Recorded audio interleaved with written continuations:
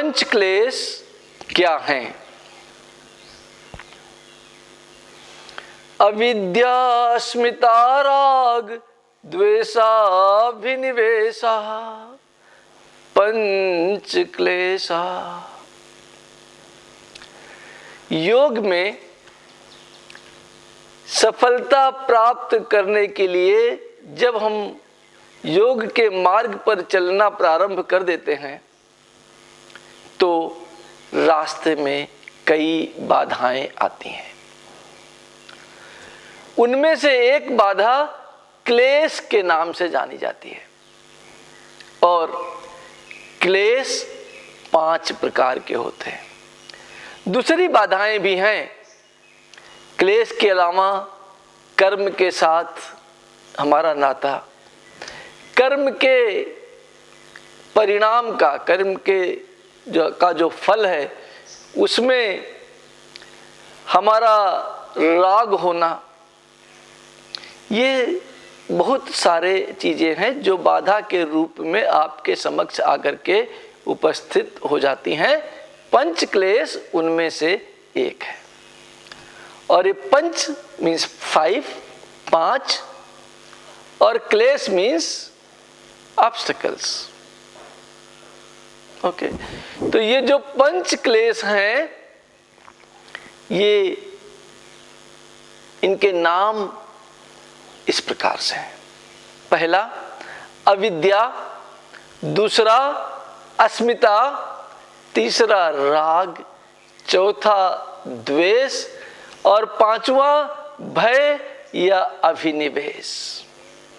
ये 5 क्लेश हैं।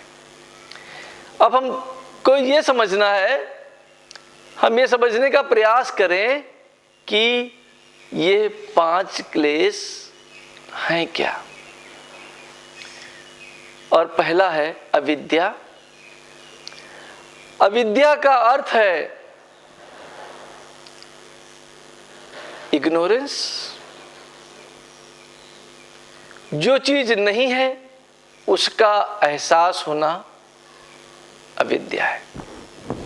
जो है उसका एहसास होना विद्या है, और जो नहीं है उसका एहसास होना अविद्या है। जो नित्य है उसको नित्य समझना विद्या है, और जो नित्य नहीं है उसको नित्य समझ लेना अविद्या है। इस संसार में सब कुछ परिवर्तनशील है, सब कुछ परिवर्तित हो रहा है, पर परिवर्तनशील को स्थायी समझ लेना अविद्या है। जब आप प्रसन्न चित्त हैं तो प्रसन्न चित्त को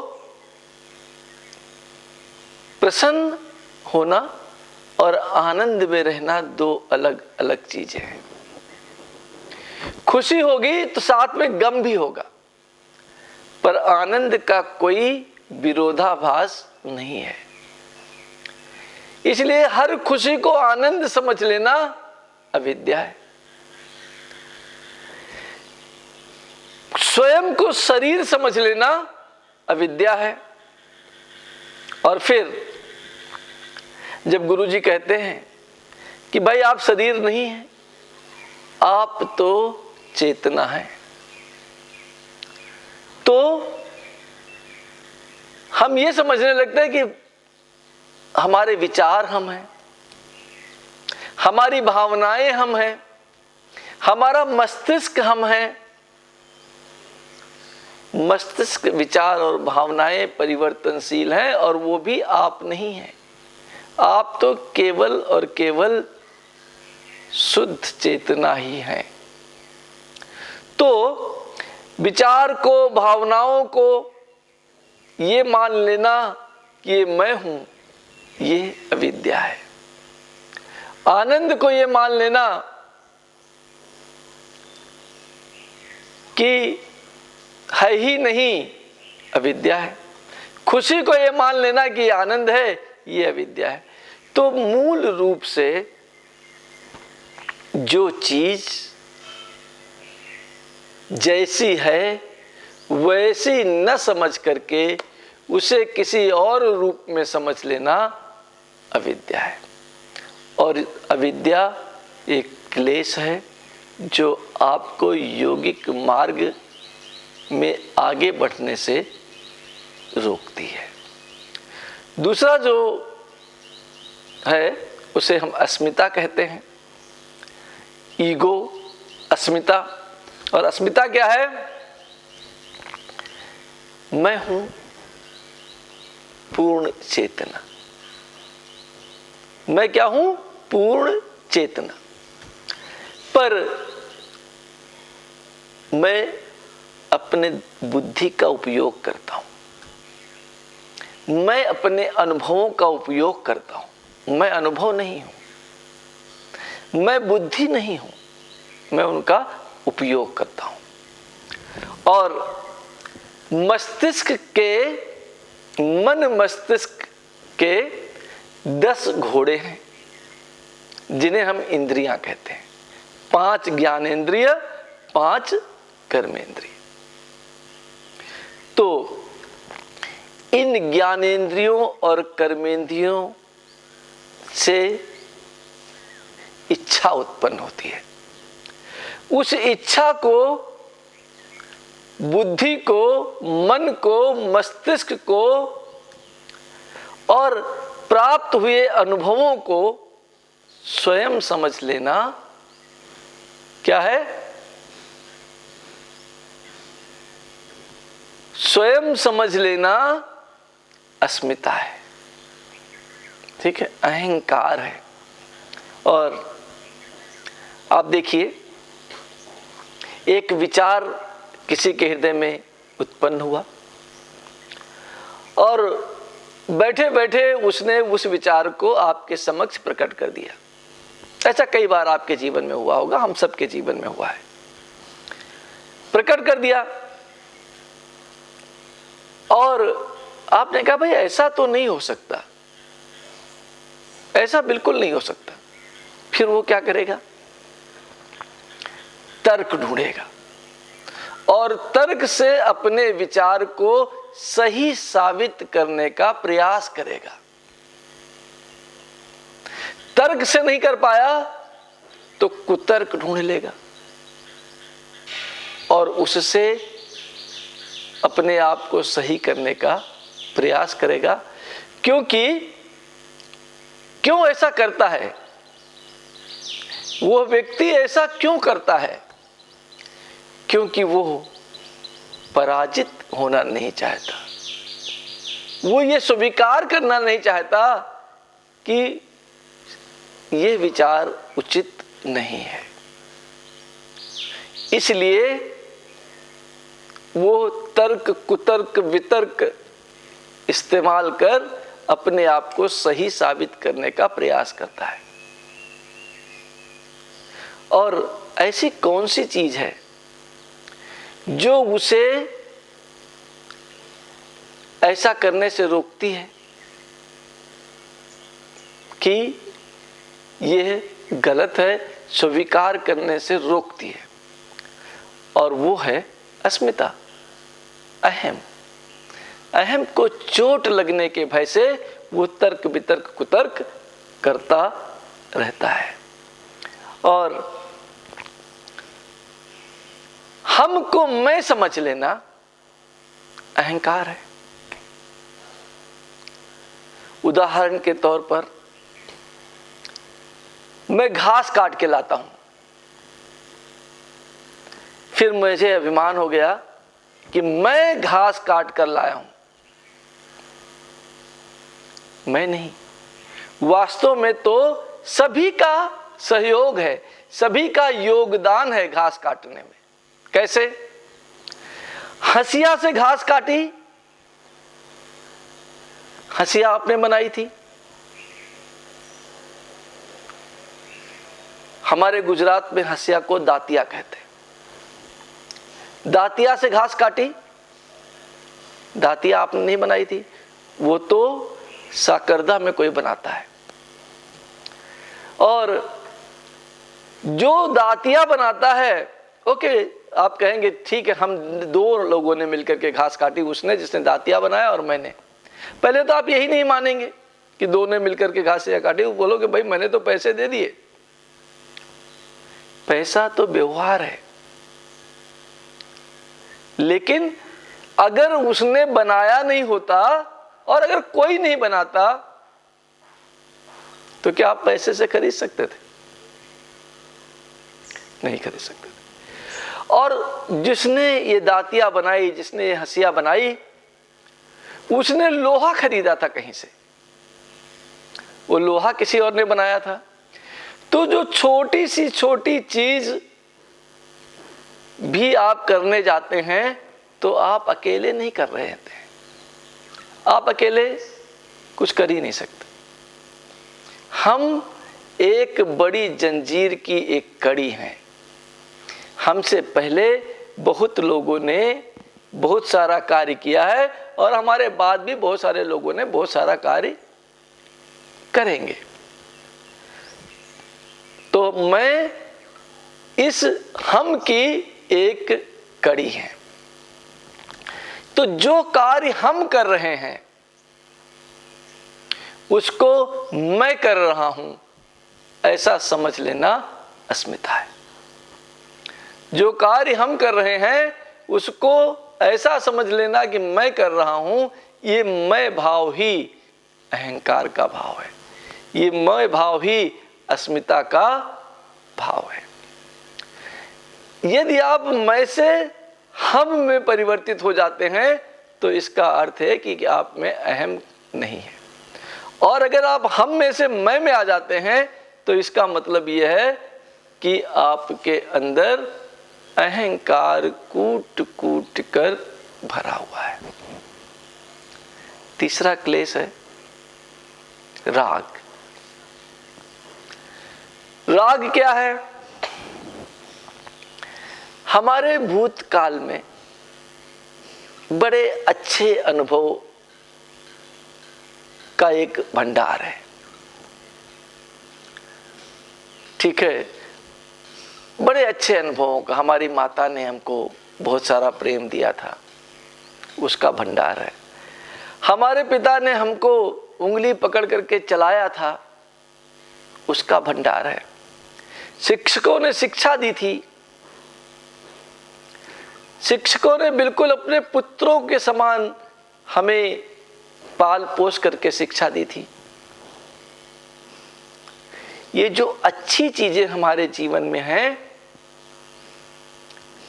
उनको हम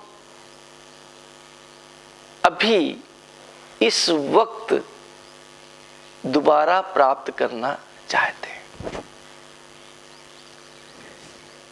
इस दोबारा प्राप्त करने की क्रिया को राग कहते हैं।